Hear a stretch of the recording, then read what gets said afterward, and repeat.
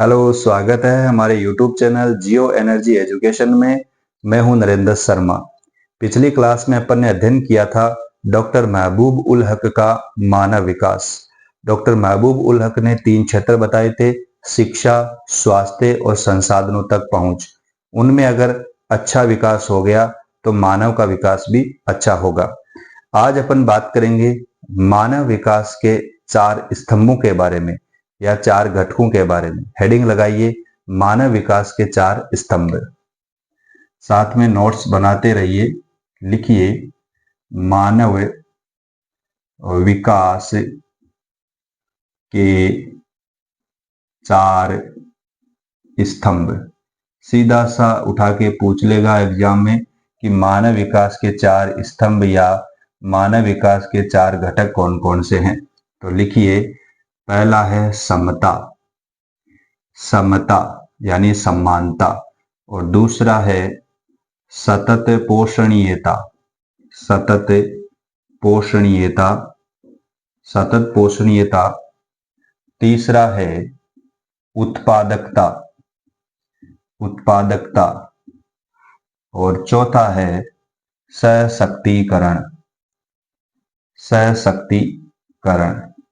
ये चैप्टर पढ़ते ही आपको पता लग जाएगा कि किस प्रकार मानव का विकास हो सकता है। आगे लिखिए, 1 नंबर लगा के समता, क्षमता। इसमें लिखिए, क्षमता अर्थात प्रत्येक व्यक्ति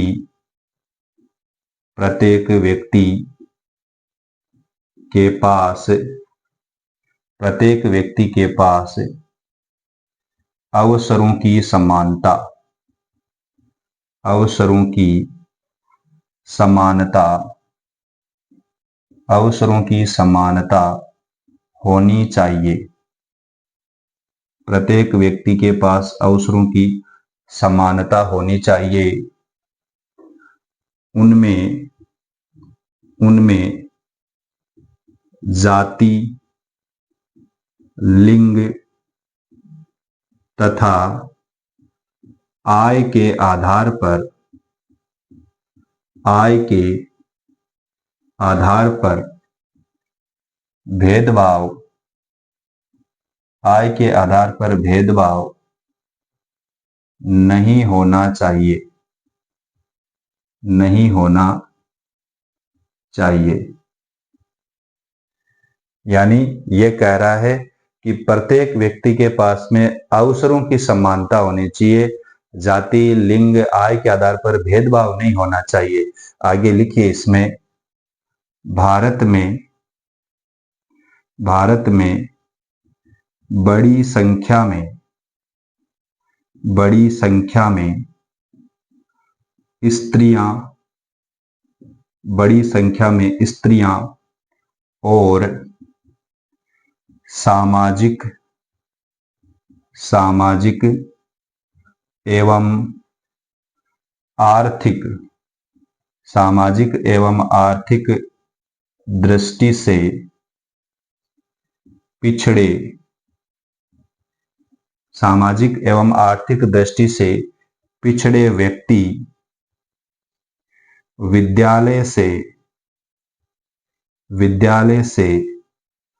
विरत रहते हैं, विद्यालय से विरत रहते हैं। अर्थात वो विद्यालय जाते नहीं है, विद्यालय से विरत रहते हैं।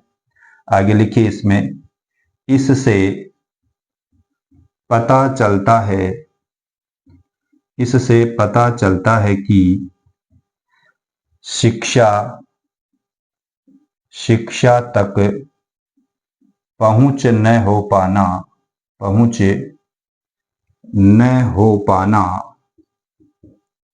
शिक्षा तक पहुंच न हो पाना उनके विकल्पों को सीमित कर देगा, सीमित कर देगा। सीधी सी कहानी है कि प्रत्येक व्यक्ति के पास में अवसरों की समानता होनी चाहिए। जाति, लिंग और आय के आधार पर भेदभाव नहीं होना चाहिए। भारत में बड़ी संख्या में स्त्रियां और जो आर्थिक दृष्टि से पिछड़े हुए लोग हैं या वर्ग है, वो वर्ग क्या करते हैं, विद्यालय से विरत रहते हैं या विद्यालय जा ही नहीं पाते हैं। तो इससे पता चलता है कि शिक्षा तक पहुंच न हो पाना मानव विकास के विकल्पों को क्या कर देगा, सीमित कर देगा, उनके विकल्पों को छोटा कर देगा, सीमित कर देगा। ठीक है, तो यह है समता। समता का मतलब होता है समानता। नोट कर लीजिए, आगे बढ़ते हैं। नोट कर लिया होगा, आगे बढ़ते हैं अपन। 2 नंबर हेडिंग लगाइए, सतत पोषणीयता।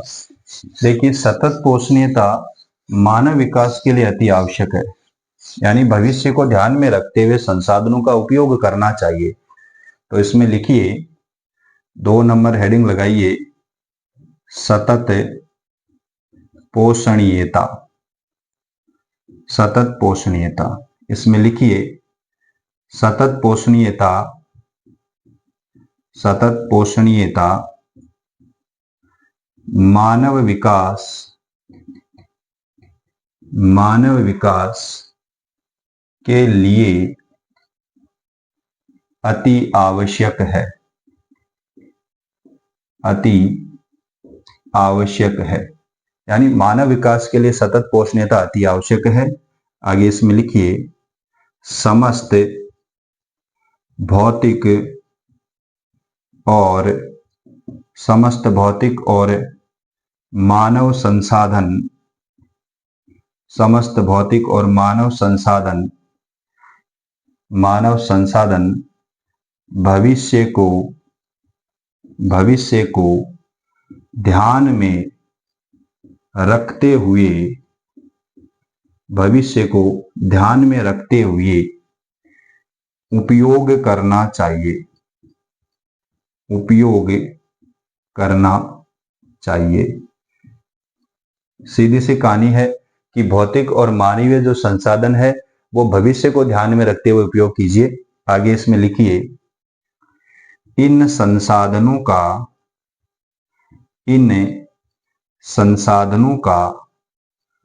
दुरुपयोग, इन संसाधनों का दुरुपयोग भविष्य में आने वाली पीढ़ी के विकल्पों को सीमित कर देगा, सीमित कर देगा। विकल्पों को क्या कर देगा, सीमित कर देगा। यानी आने वाली जो पीढ़ी है उनके विकल्प क्या हो जाएंगे, सीमित हो जाएंगे।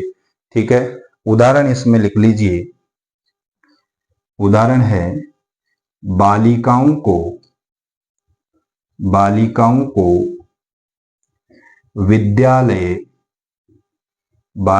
को विद्यालय भेजा जाना चाहिए, विद्यालय भेजा जाना चाहिए। नहीं तो भविष्य में उनके विकल्प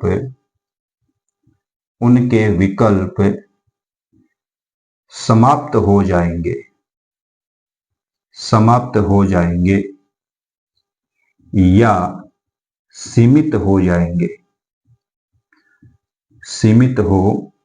जाएंगे। तो इस तरीके से ये हमारा क्या है, सतत पोषणीयता है। सीधी सी कहानी है कि समस्त भौतिक और मानवीय संसाधनों का उपयोग भविष्य को ध्यान में रखते हुए कीजिए। अगर इन संसाधनों का दुरुपयोग हो गया तो आने वाली पीढ़ी के लिए विकल्प क्या हो जाएंगे, सीमित हो जाएंगे, छोटे हो जाएंगे। भौतिक संसाधनों के बारे में अपन ये भी ध्यान में रख सकते हैं, जैसे मान लीजिए अपन भूमिगत जल को काम में लेते हैं और इस जल का इतना ज्यादा दोहन कर लिया, अति दोहन कर लिया, जिसके कारण आने वाली जो पीढ़ी है उसके लिए चिंता का विषय बन गया है। कोई सा भी खनिज है वो सतत पोषणीयता के ऊपर अपन को काम में लेना चाहिए। कोई सा भी अगर संसाधन है सतत पोषणीयता को ध्यान में रखते हुए आगे बढ़ना चाहिए। तो ये 2 हो गए, समता हो गया, सतत पोषणीयता हो गया। नोट कर लिया होगा, आगे बढ़ते हैं अपन। 3 नंबर आता है हमारे उत्पादकता। उत्पादकता का अर्थ होता है मानव श्रम उत्पादकता। इसमें अपन लिखेंगे उत्पादकता। उत्पादकता इसमें लिखिए उत्पादकता। उत्पादकता का अर्थ है, उत्पादकता का अर्थ है मानव श्रम उत्पादकता। मानव श्रम उत्पादकता। इसमें आगे लिखिए लोगों में, लोगों में क्षमताओं का निर्माण करके उनके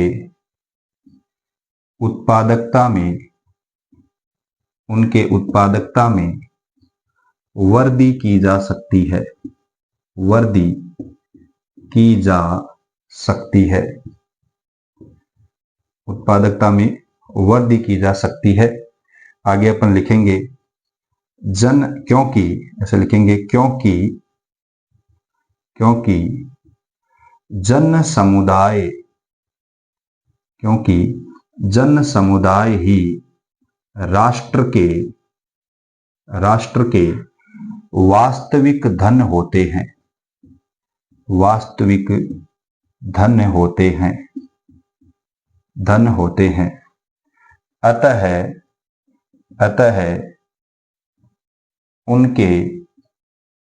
अतः उनके उत्पादकता, ऐसे लिखिए अतः उनके शिक्षा तथा बेहतर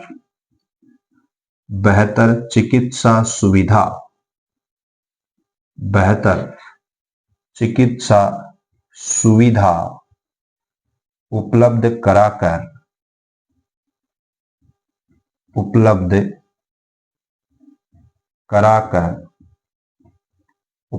कराकर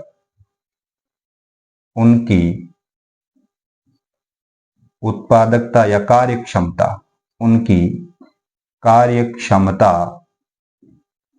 कार्यक्षमता में वृद्धि की जा सकती है।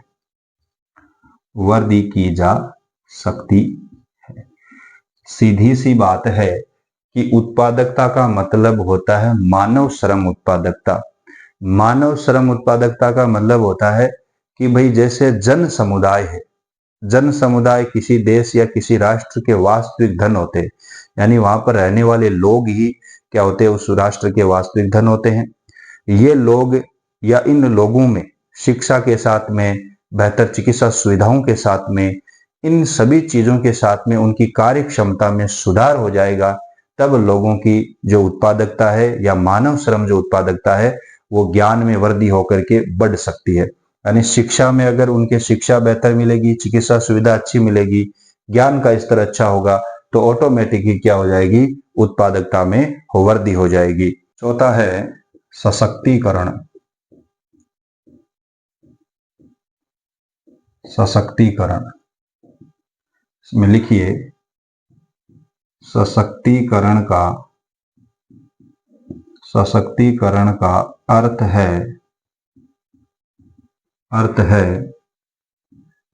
अपने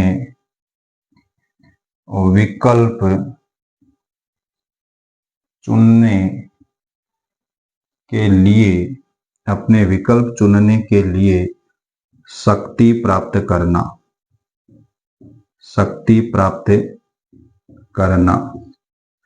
और ऐसी शक्ति बढ़ी हुई स्वतंत्रता और क्षमता से आती है। आगे लिखिए लोगों को सशक्त करने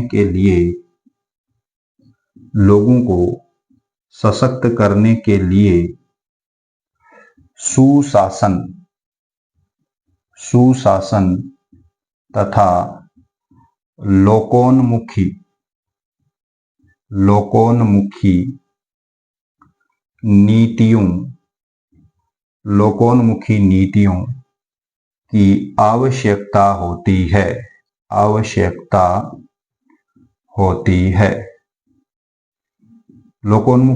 की आवश्यकता होती है।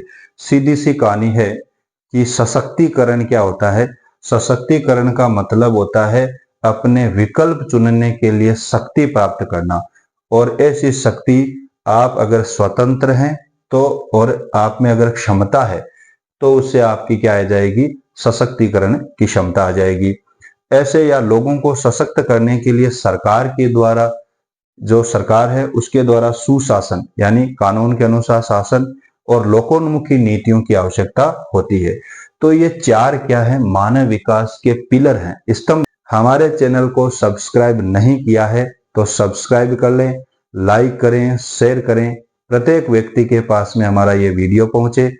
12th क्लास की ज्योग्राफी अपन ने शुरू की है और 12th क्लास की ज्योग्राफी का ये तीसरा अध्याय है हमारा, और ये तीसरा अध्याय कुछ 2-3 वीडियो में ये समाप्त हो जाएगा और एकदम आराम से नोट्स बनाते हुए चल रहे हैं अपन, धीरे धीरे अपन आगे बढ़ रहे हैं। दीजिए इजाजत, धन्यवाद।